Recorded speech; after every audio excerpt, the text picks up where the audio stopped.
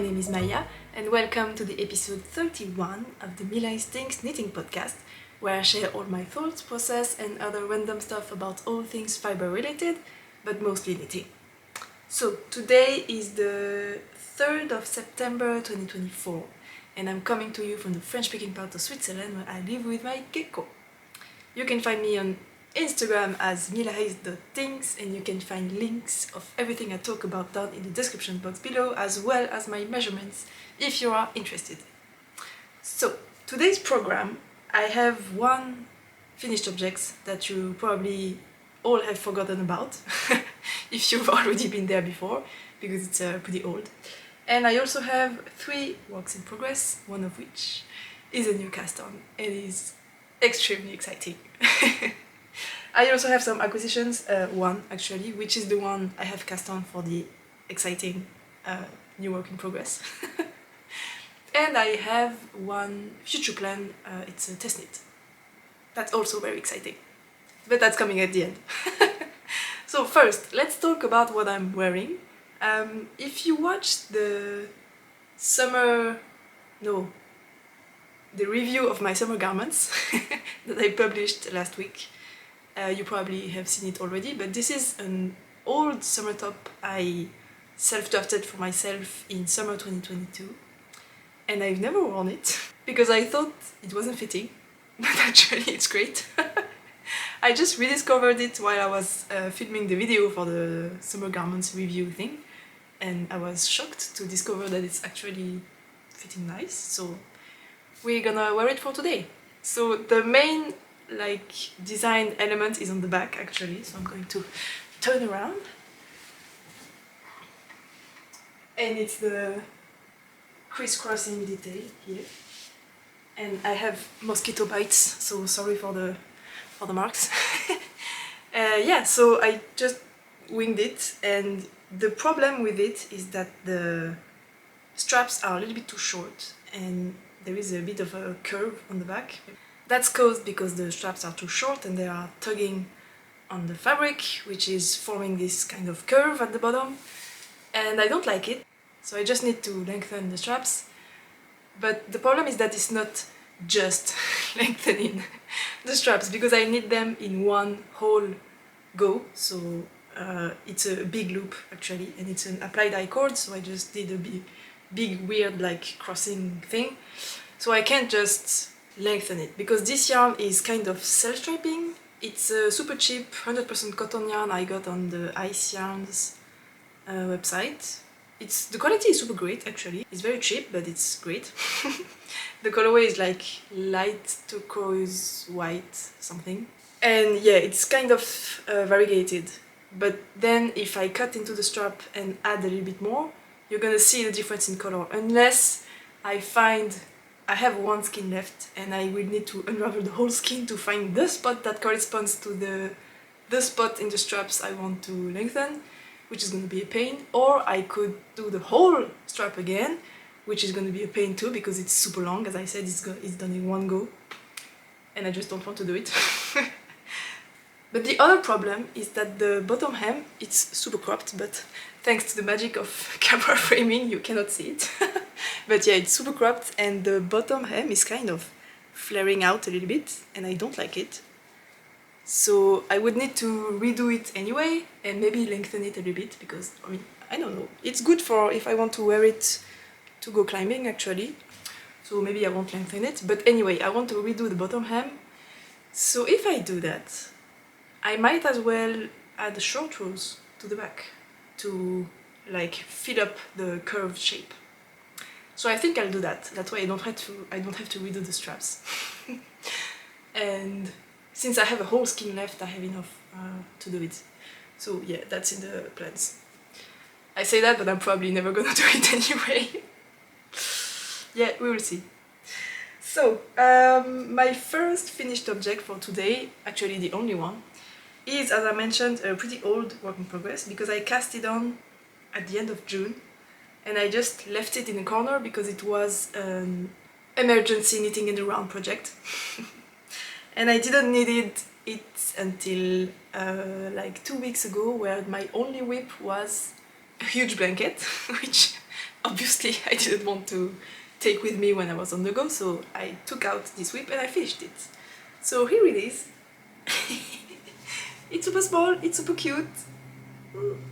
So this is my Skeeter Skirt pattern. It's my first design. It will be released in the beginning of October. It's currently in testing.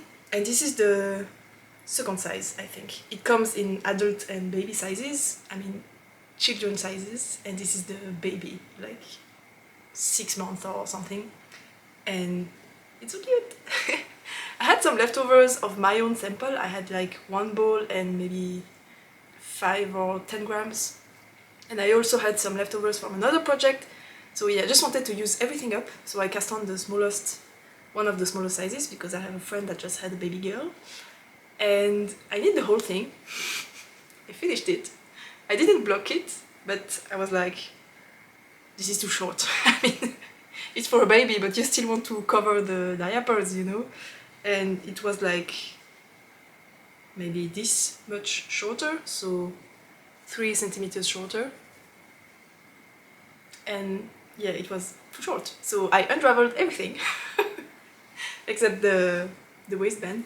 And I reknit all of it by changing the increase rate so that I would get a little bit more length and a little bit less width, but it doesn't matter. I mean, it's for a baby girl, so she's not gonna notice if there is a little bit less flare than intended. So yeah, this is the small flare in the pattern. You can choose between small flare and large flare. And I just did a simple bind off. I think I knit it on 4.5 millimeters, and I used maybe a 5.5 for the bind off. Just a normal bind off, just past the stitch, over the stitch you just knit. The yarn I used, I didn't mention. It's Candid by De Rerum Natura, which is a blend of cotton and wool, and it's extremely soft. It's a non-superwash wool, and it's like as soft as just a store-bought cotton garment, even though it has wool in it. So that's why I think it's pretty good for a baby girl. It's not going to be itchy in any way. And yeah, we're gonna be matchy-matchy because my own sample is also in this yarn, which is super cute. Now, my first work in progress is actually the same design, but it's for me. And it's in a completely different yarn, like really. As I mentioned, I knit this one on 4.5 millimeters, and this one is knit on 2.5 millimeter needles. It's, yeah, again, the Skeeter Skirt, and this one is knit in 100% silk, and it's lace weight. So that's what it's looking like on the needles. Nothing, actually. It's a mess, because the cord is super small, but yeah, that's the top, that's the waistband. And you cannot see anything. Maybe if I show the other side. Yeah. The problem I have with this is that the needles are so small that I can't use a barber cord to put the stitches on hold, because the barber cord is bigger than the needles. So I can't push the stitches on it. Like, I have some hanging out there, this guy, and if I put it on the needle, I never tried actually, but I don't think it will work. Yeah, no, it's not working. It's not getting, I mean, it's hardly getting on it. I need to, and that's the moment where you pull on it and then the barber cord just pulls itself out of the needle, and then you lose all your stitches. And it's also enlarging the stitches because the barber cord is a little bit bigger, so it's the same as if you put your stitches on a bigger needle. It makes your stitches bigger, and then you can see a line when you start knitting again. And I don't want that, so no. I cannot put it on hold, unfortunately, and I haven't blocked it or anything, which is a problem because this is what I have left of the first bowl. I used only one. So the yarn I'm using is by CD Spint. It's the side lace base, and the colorway is Earl Grey. And it's 800 meters a skein, which is huge. And I mean, that's a lot of fabric for only one skein. And I have 3 skeins, so I have way too much.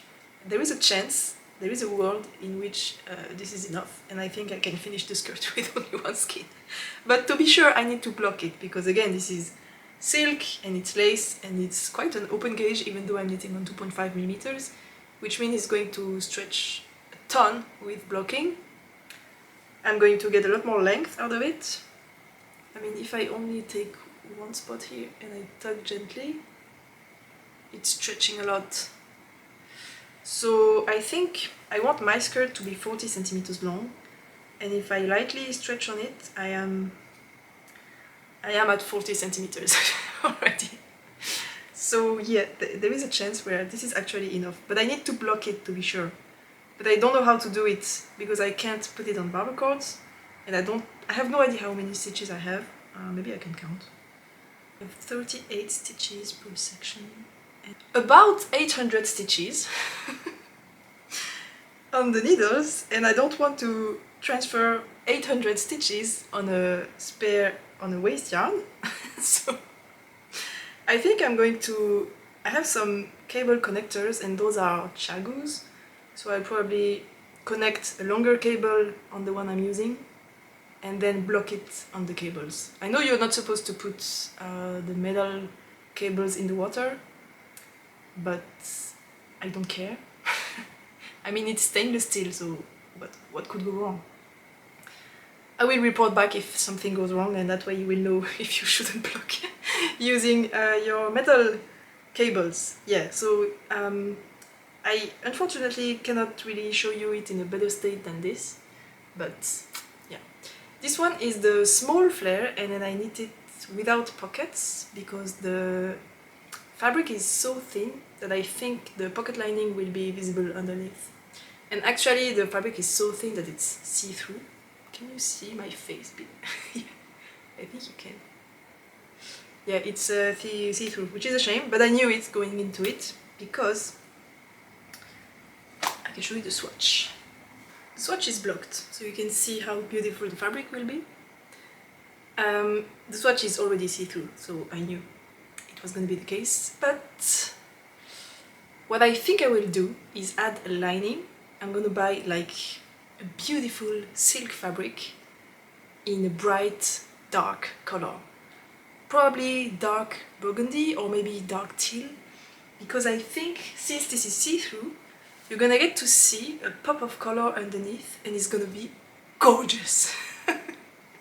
I had the idea because I've been watching again the Umbrella Academy show on Netflix, and there is a scene where Alison is dancing with Luther and she's wearing a dress. It's the most beautiful dress I have ever seen in my life. If anyone knows what this dress is, please tell me, because I love it so much. It has like deep red burgundy top fabric, which is kind of see-through, and the bottom layer, the lining, is in gorgeous teal, dark teal, like petrol, no, not petrol, just dark teal color, silk, and it's just so beautiful. It's the most beautiful color pairing I've seen in my life. And this one is not in the correct color for the top layer, but if I can get like dark teal underneath it, and you can see just the color peeking beneath it, I think it's gonna be beautiful. So I would like to try that, and yeah, I just need to buy some silk to go beneath it, and I think it will be gorgeous. So I'm actually pretty happy it's see-through. I might make it a little bit longer than the other ones, to make it a little bit more like elevated and dressy, or maybe not, I have no idea. I don't know. I haven't finished these little nuggets, I just stopped there because if I want to add the new skein in, which I have already wound up, which was probably a mistake because if I don't need it I'm gonna be sad I have already wound it. But yeah, this is hand-dyed yarn, so there is a chance that this can be slightly different in color, and I just don't want to have a line at the bottom, so I would like to alternate skeins while adding the new one, but maybe I will need to stop in the middle of it because it's long enough, so I'm gonna have a little bit of this left, and I don't know. It's just me, I don't like cutting yarns, so I'm not sure if I should just finish it and this will be enough, or if I won't have enough with this and I will need to add this one, but then it's gonna be decisions. So yeah, that's my first work in progress. I need a ton on this guy. It doesn't seem like it because it's not that much fabric, but it's again 2.5 millimeters, and this is all scrunched up on the needle. The real shape is like very much bigger. So that's a ton of knitting. And yeah, it went a lot faster than I expected. I thought it would take so much longer than the other 2 samples I did for myself on bigger needles, but I feel like it took the same time. Yeah, so actually smaller gauge doesn't take that much more time. So if you've been considering to knit this and you're like, oh no, fingering is going to take too much time maybe, not really much more than DK, I guess. So yeah, that's my second work in progress. And now, what should we do? Can we talk about the big new one, or do we talk about the old new one? Let's talk about the big new one first. It's a long story, so buckle up. I hope you have something to drink and to knit on. So, my grandmother, so my mother's mom, was a knitter, and she knit a lot of stuff for our family, and she knit a jacket for my dad, a big cable jacket that I actually have here. I can show you. And we've had it for, I don't know, 25 years, maybe even more. It's very big, and it's cabled, it's a jacket, it has a zipper on the front, and I can show you the back maybe. Yeah, it's cabled. And I will put it on even though it's super hot today, so you can see. It's way too big for me, obviously. It's for my dad. And yeah, it has cables all over, and it has pockets. The very comfortable pockets where you have the opening that's in diagonal, so your hand just sticks into it and it's super comfortable. And yeah, it looks fabulous. I really love it. The color is super snug, and yeah, gorgeous. It's knit in acrylic yarns. I can tell because it's extremely heavy, like really, really heavy. But I mean, it held up well. There is a little bit of peeling, but absolutely not more than any woolly wool would. So it's peeling, but not too much. And I mean, this is 25 years old at least. And can you see the perfect condition it is in? And it's acrylic. Oh, there is an end peeking through the underarm.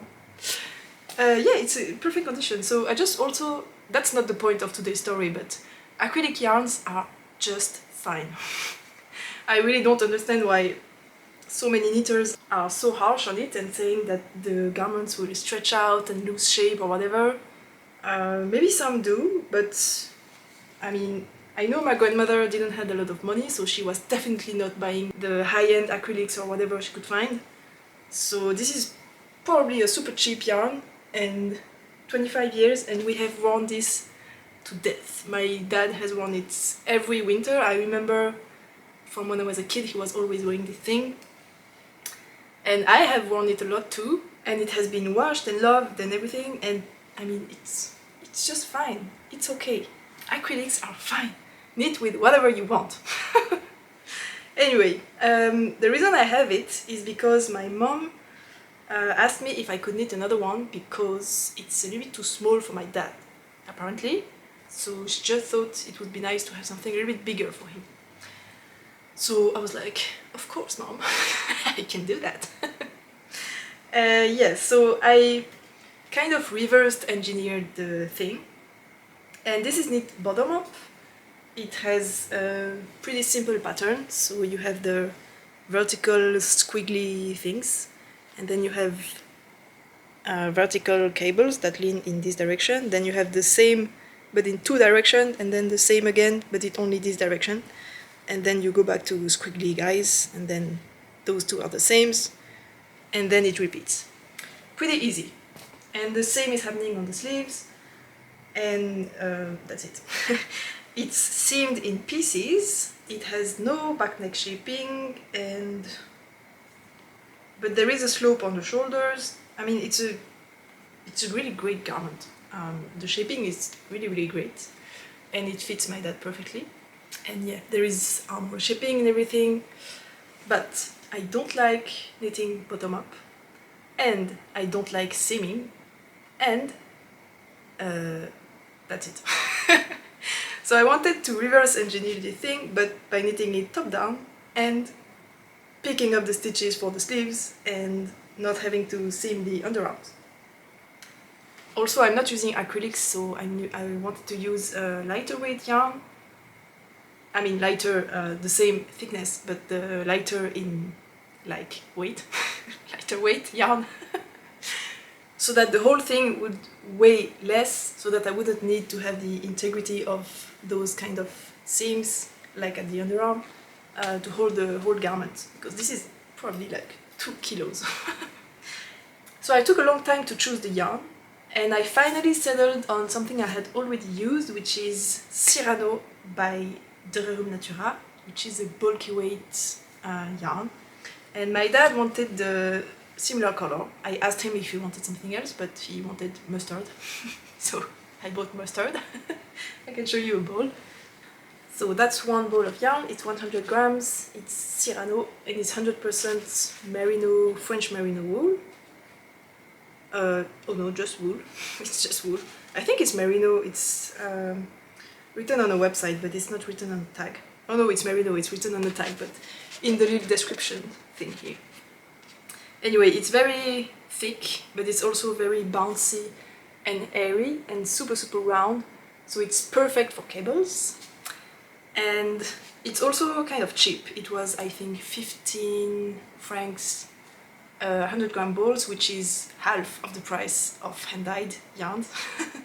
At first I wanted to use 100% Cormo yarn from North Bay Fibers. I've always wanted to try this yarn, and I love Cormo, American Cormo, but it's coming from the USA and it's super far, and I need to pay for shipping and for taxes, and it's 30 bucks a skein, and I need 12 skeins for the sweater, and I was like, I'm not paying 400 for a jacket, even though I really love my dad.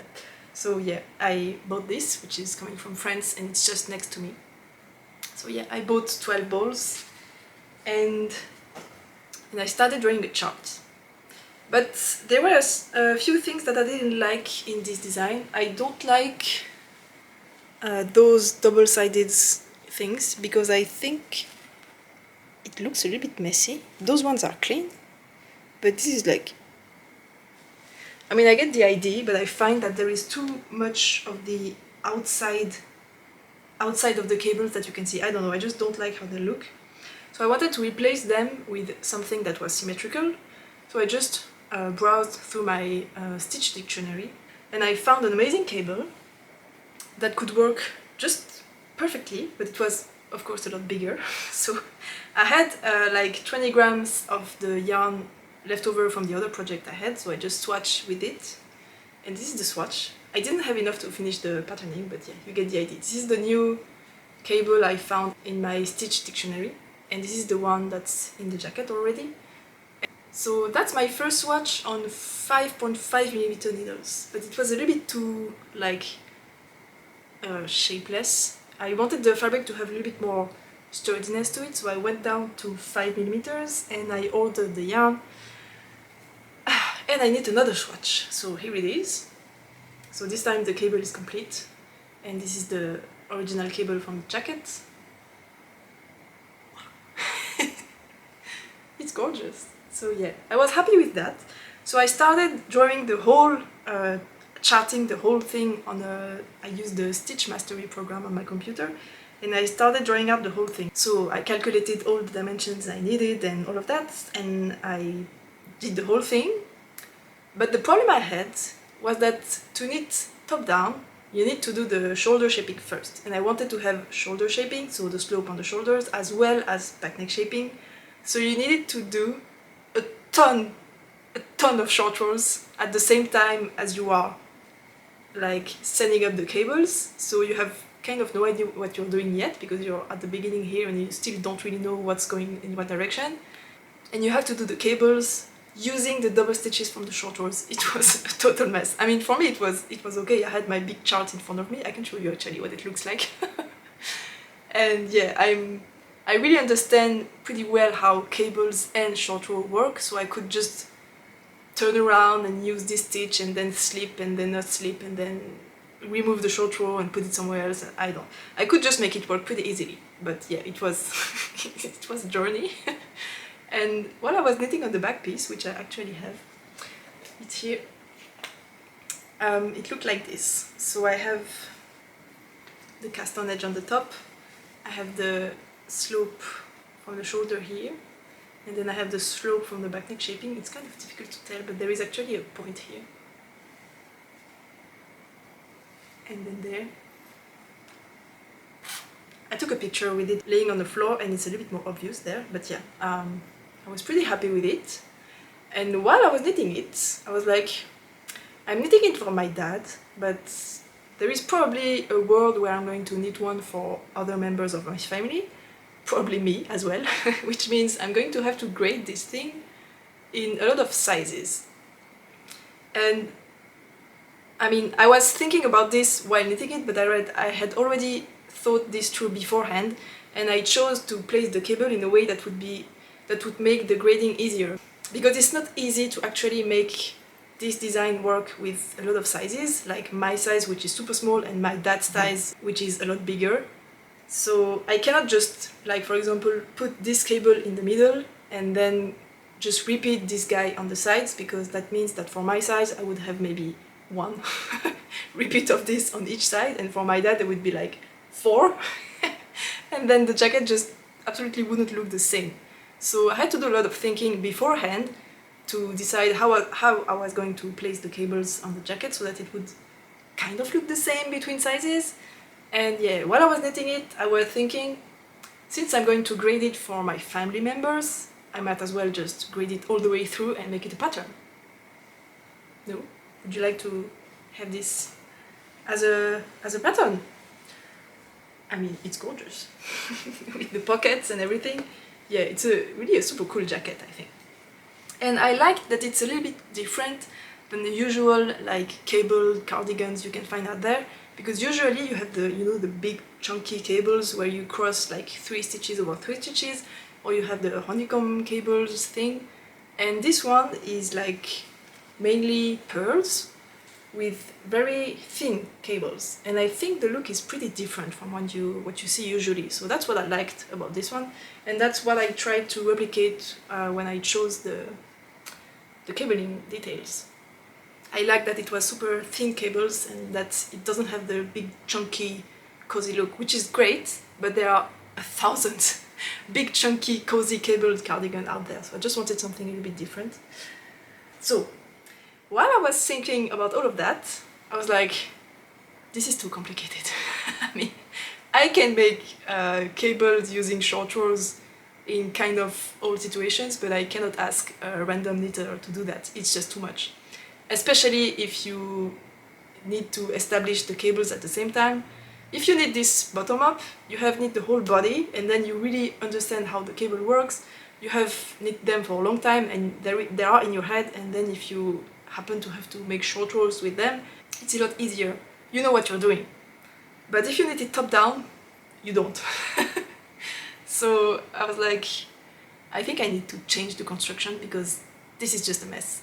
It's fine for me, but if I want to release this as a pattern, I can do that. So while I was knitting on it, I was thinking what kind of other construction I could use. And the most obvious was the English tailored shoulder, which is the one you are seeing everywhere these days.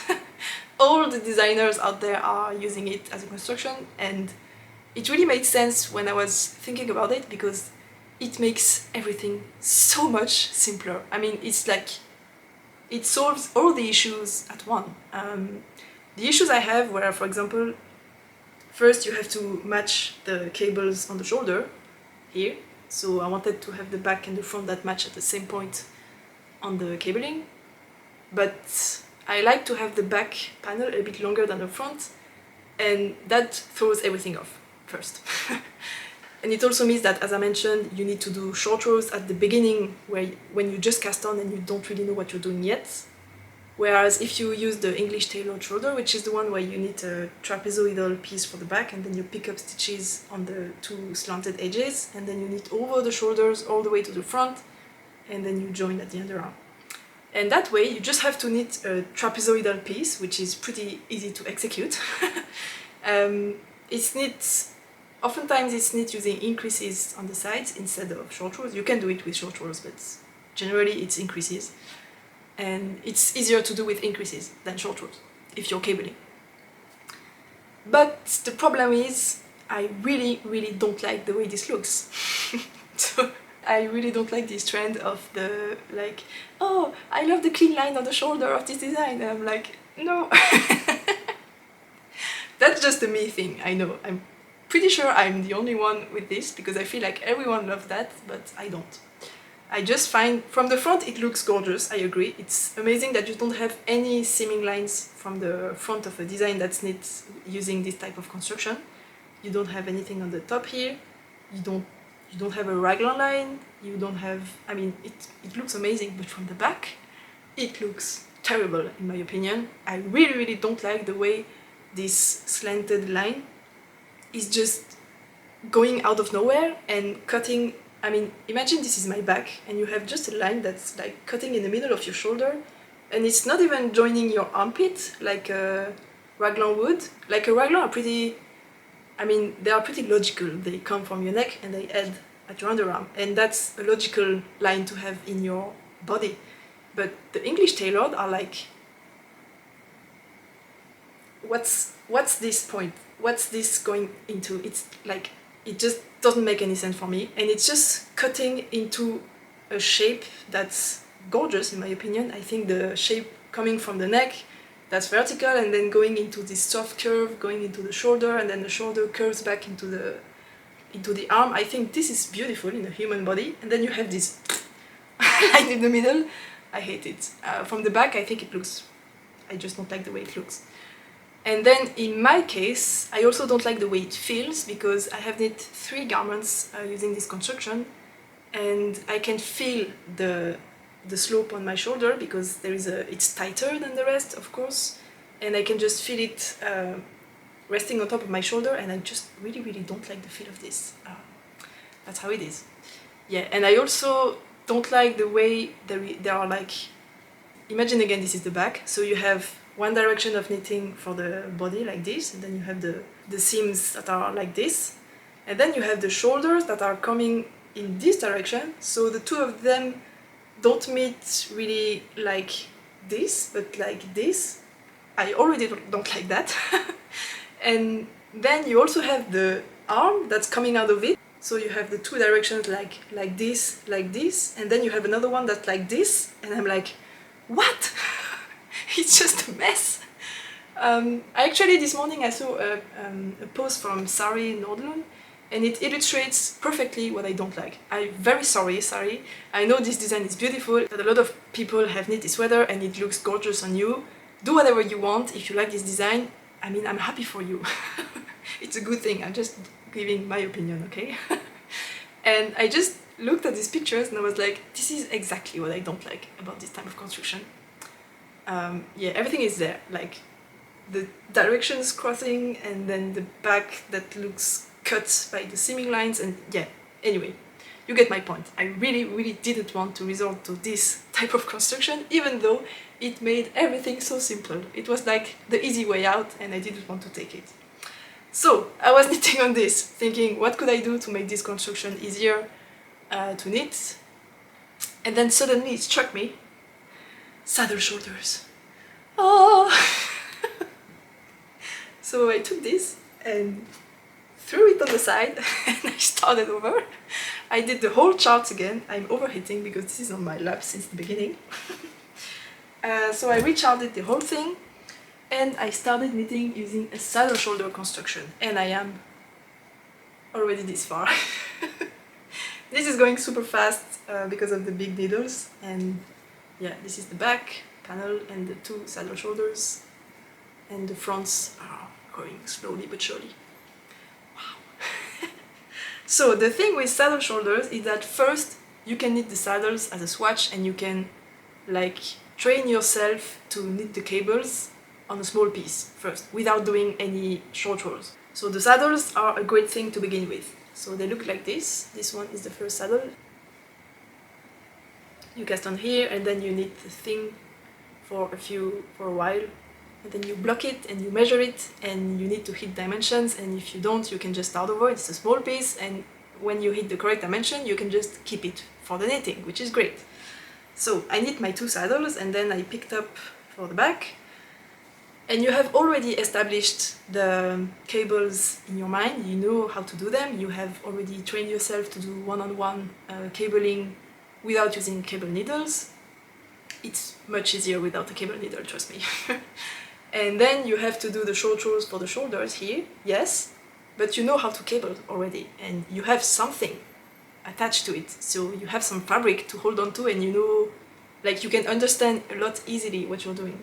And the thing with saddle shoulders is that you don't necessarily need any back neck shaping, because it's kind of already implemented inside the design. Because when you knit, for example, just a simple drop shoulder and you just like cast on for the back, you cast on straight and then you knit straight with or without shoulder shaping, which means that the result is like this line, straight until here, and this is what's supposed to be resting on your neck. And then you have your neck that's like this, and it's cutting into the straight line of the back, which is what I hate. But with a saddle shoulder, you have already this, which is going down, and this makes up for the room you need for your neck. If you had true back neck shaping, this would be rounded, but with saddle shoulders, you can have it straight like this, and you just pick up for the ribbing, and it does the same, really. So you don't need to do back neck shaping with saddle shoulders, which is excellent news. It makes the whole thing a lot easier. And then you just knit this whole thing straight once you've done this shaping here. And then I did the underarm increases here. And then I picked up for the front. And I basically did the same, but for the front I just went a lot lower before starting the front neck shaping, so that I would have a very good fit on the front as well, because you might know I hate it when the collar goes too high on the front.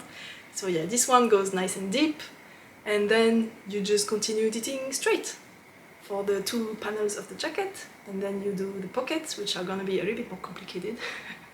But yeah, I think it's worth it. And that's it. You have an easily achievable, gorgeous cable piece that's not the way too famous English tailor shoulder that I don't like. So yeah, there is just one problem with this, is that you cannot have the back panel be longer than the front, as I like to do, because if you do that, it means that when you pick up the stitches for the sleeves... Editing Maya. I just realized I explained the next part in a way that was slightly more confusing than necessary, so let me start over. Basically, the cable that's running on the shoulder, I plan to have it continue on the sleeve. So if the back is longer than the front, when you pick up the stitches for the sleeve, you are going to have more stitches at the back of the sleeve than on the front. Which wouldn't be a problem if this was a stockinette sleeve, but it's not, there are cables, which means that there are going to be more cables on the back of the arm than on the front, and then they are not going to join in a symmetrical way at the underarm. Which is, again, not a problem in itself. I could live with it, but I figured it was just making things a little bit more complicated than necessary if I plan to publish this design, which is why I decided to not make the back longer than the front. I hope that was clear. As long as I do the front deep enough, it's gonna be fine. So that's it. Front and back are the same length, and it makes for a pretty easy knitting process as well, because you do the short rows at the same spot on the front and on the back, on the cabling motif. Yeah, anyway, it was a bumpy ride. It was very complicated, but you know what? I enjoyed it so much. I enjoyed all the thinking behind it, all the logical thinking. I enjoyed drawing the charts, I enjoyed knitting the swatches and then doing the first try and then starting over. I had no problem starting over, even though the first one was a lot of knitting. But yeah, I was like, it's just part of the process, I don't care. I just threw it to the side without thinking, and I'm just so happy about the way it looks. Anyway, I hope you're as excited as I am with this design. I think it looks really great, and again, I love that it's a little bit different from the usual cable design you can see, and I just can't wait to see it grow on my needles. I'm super excited. So, was this all I wanted to say about this? Oh yeah, there is one thing I wanted to mention. So, as I said, this is my acquisition for today. I bought 12 balls, and I weigh all my yarn before putting it into my stash. And none of the balls were 100 grams. None. And a lot of them were actually 95 grams, and I calculated the total. I have 55 grams, which means I bought 12 balls, which should be 1,200 grams, 1 kilo 200 grams, and I am missing 45 grams, which is half a ball. I bought 12 balls and I got 11.5. That's a lot of missing yarn. It's very disappointing, I think. Yeah, so if I don't have enough yarn, I'm gonna be pretty pissed. Yeah, just wanted to mention that.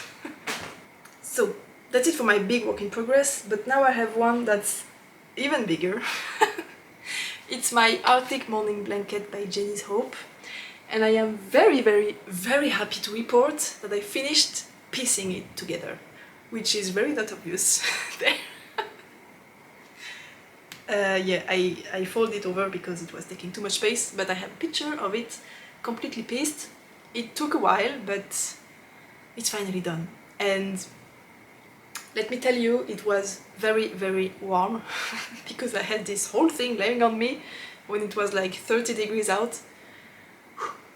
So yeah, I folded it and put it in timeout because I'm just tired. It's just too hot. I'm going to wait until fall is here so that I can work on this without suffering as much. Because what I have left to do is a lot more than I expected. Because yeah, I finished piecing it and I was watching it like this from the top, and I was like, it would look so much better if it was a rectangle. And if I want this to be a rectangle, I need to add 4 more hexes on each corner.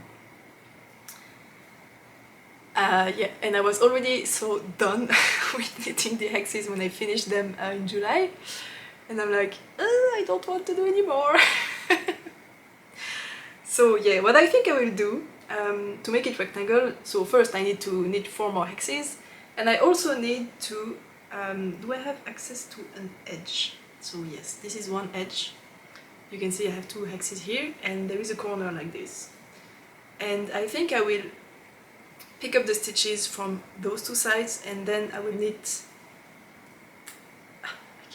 between them, doing short rows like this, or not necessarily short rows, but doing something to fill this up until I have a straight edge on here, and then I will start again on the 2 hexes that are next to it, and then fill this corner until I have a straight edge on the whole blanket. First on the longer sides, and then I will need to finish knitting the 4 extra hexes before I can do that on the smaller sides, but yeah, that's for later. So that's the plan for now, but yeah, this one is going in timeout until the weather cools down a bit. And I wanted to also mention, when I pieced the pieces together, I used the same yarn. So this is unspun yarn, it's knitted in by Owner Oak Air. This one is a brown black, and this one is a grey brown. And this one I want to send to a friend. I have a whole plate left, and I was hesitant to use this for piecing because I wanted to send the more yarn I could to her. So I wanted to use another yarn to piece it. But then I calculated how much yarn I would use, and it was like a few meters. So I was like, I'm just gonna use the same yarn to piece it. And I did, and this ball, before I started piecing it, was like a little bit bigger than this one. And now it's a little bit smaller.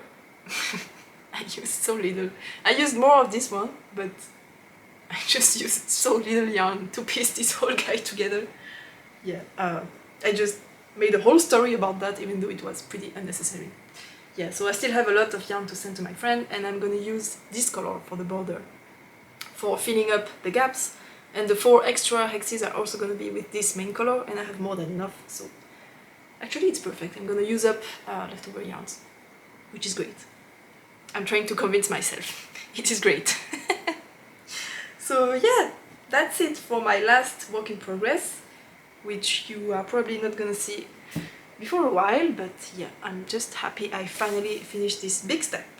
And I think that's it for today. The last thing I wanted to talk about is a future cast on. I was selected to test knit the Maxine Sweater by Laura Penrose, which I'm super excited about, and I have thrown my whole stash on the ground so that I could find the perfect pairing for it. It uses 1 main color and minimum is 2 contrast color, maximum is 5. I mean, maximum is 5. You can use whatever, I think. And I have a lot of colorful stuff, but they don't really go together somehow. So it was a little bit difficult to choose colors, but I finally settled on 2 palettes. So I'm just going to grab them. So the first palette is, again, inspired by that dress I mentioned earlier from the Umbrella Academy show, and basically I want to pair a coral, oh, that's hard to say, coral red, this one, like a orangey red, warm red, with a teal, and I think that's just beautiful. I just love this combination. But to make it work, I want to use a dark burgundy, not burgundy, a dark red, like just red, for the main color. I have made a little drawing there, so that's my plan. The first color palette is red with a pop of teal. The second color palette is using the same teal, but paired with gold. Wow!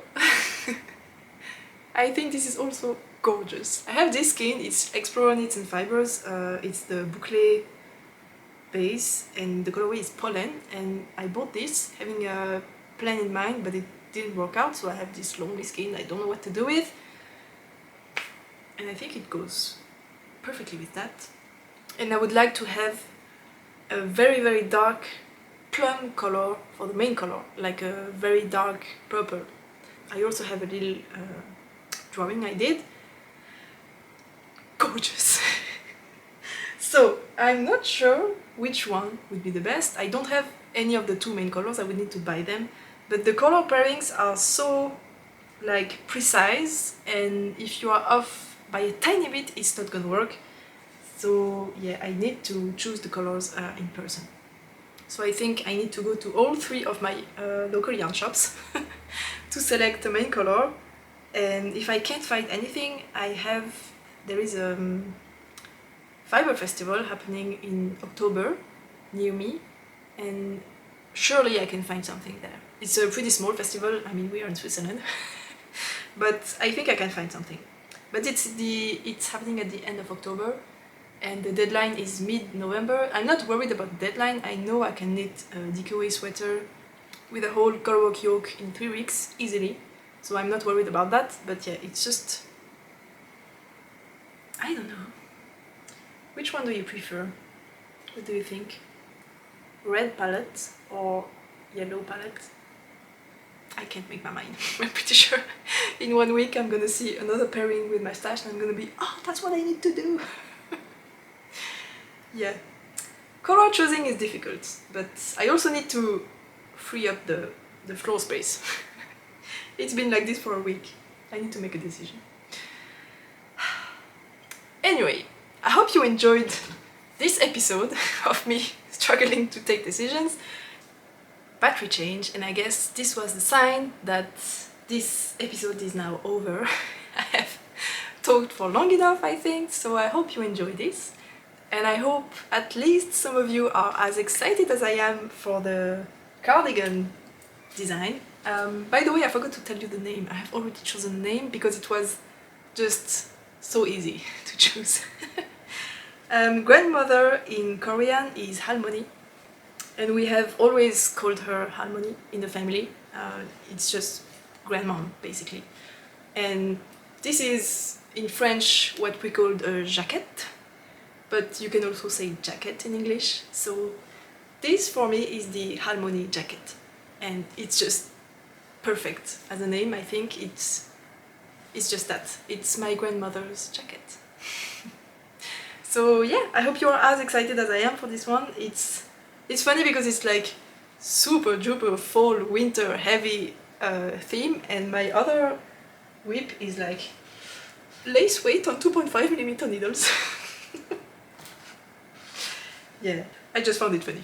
Anyway, yeah, that's it for today. I hope you enjoyed, and I hope you are also slowly done with your summer knits and easing into heavier knits for the fall. And yeah, I hope you enjoyed, I hope you had time to knit on the things that you love, and I hope I will see you again for the next episode. You can of course subscribe to the channel if you don't want to miss it, and you can also give me a like, and of course leave a comment if you want to. I always love your comments, and I love reading them and answering to them, so please do leave one if you had some time. I really enjoy them. And yeah, thanks for watching, and I will see you in the next one. Bye!